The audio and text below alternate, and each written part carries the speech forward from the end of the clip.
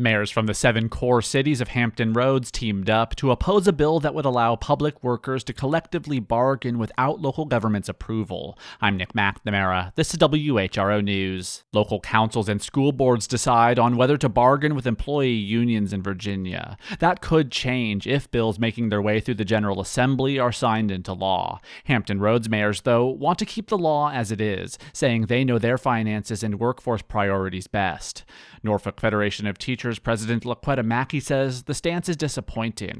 She says collective bargaining is important for our teachers, but it's also important for our firefighters and all public workers. It should be a fundamental right. Of the cities, only Portsmouth has authorized collective bargaining, but since passing its resolution in 2023, the city hasn't implemented the practice.